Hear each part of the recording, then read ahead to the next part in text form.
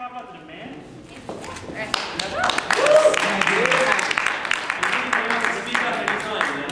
I have my list. Thanks. Alright, so first, for how many times this teaching's been interrupted, we've obviously got the administration's scared shitless, and that's a pretty good thing. So I'm going to talk about the demands that were formulated at the occupation and our progress so far in meeting them and what still has to be done. So our first demand for amnesty, well, we got that right away, and I think like putting it in a larger context after what happened in NYU, I think that's a really important gate we were able to get. Our second demand about the student space, about the GF. We got a lot of student space that we weren't supposed to get until next semester this semester, but I mean, we have a long way to go with that demand. We don't have a respectable library. We don't have access to most of 65 Fifth Avenue building, and we have no word on when this mythical ultimate super building is going to happen. So, you know where that money's going. Come on. So none of those funds have been redirected away from capital improvements and towards student life and towards student space, and that's something we have to continue to push for. So the demand in regards to having the students be involved in a committee to find a provost, well, we had students on a committee to find a provost, but this committee is allowed to make a recommendation. Carrie gets to choose the provost, and Carrie's going to announce that provost this week. Whether or not he's going to adhere to that recommendation has yet to be seen, and I've heard a lot of speculation that he's not going to adhere to it. So we'll see about that one. Apparently we have been promised positions on committees to find a new president and vice president if that becomes necessary. So we'll have to remind people of that and make sure that we get that. So our demand for the Socially Responsible Investment Committee, that's supposed to be established April 1st, or not April 1st, the first week of April. In a recent letter that a lot of you might have seen that Carrie sent out, he explicitly stated that this committee was to be advisory, which basically means he doesn't want this committee to have any sort of power. That's something we need to fight against. We need to make sure that this committee isn't just there for show and to make Carrie feel better about himself. This committee is there to actually regulate the investments of the school to make sure that we're not invested in human rights violations and war criminals and environmental and safety practices.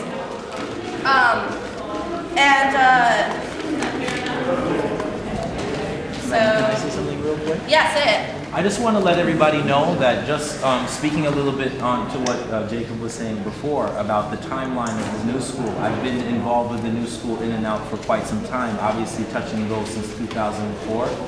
And from my own experience with the administration of this university, since that year until this year, till right now, not only has Bob Carey and this administration made many promises as to the building up in terms of infrastructure and student life of this university. Almost, I remember when letters were coming out daily almost about how things were going to change, how more was going to be added. And not only have none of these things ever happened, but every single part of this school almost has been scaled back in terms of faculty and students and our space here.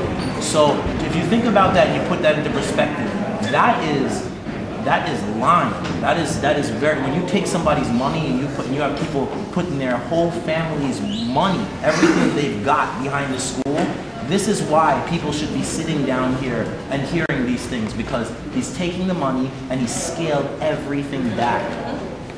So it's got to be going somewhere, because the university simultaneously grew with that since I started. It's going to his salary. Exactly. Spent $10 million on marketing last year. Yeah, where's the marketing in Iraq?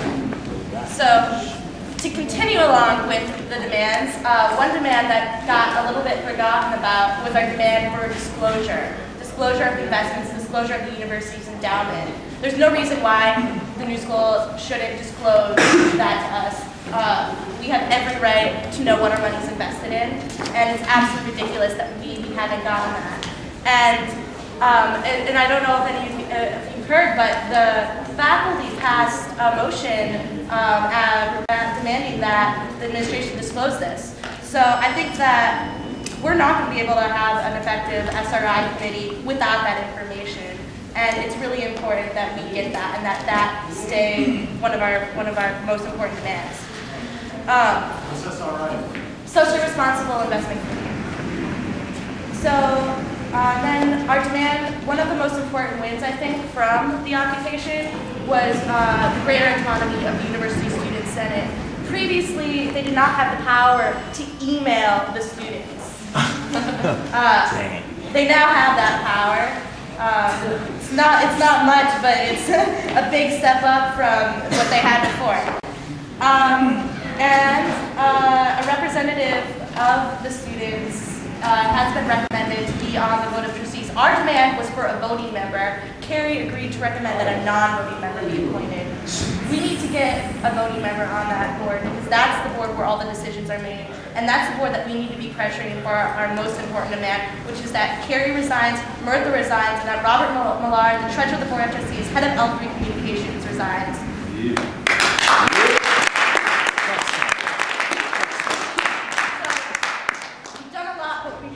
A long way to go, and we have to keep it up.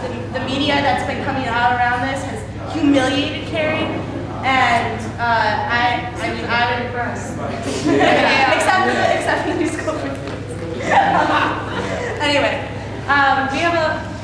we have a ways to go, but I think we can do this. So.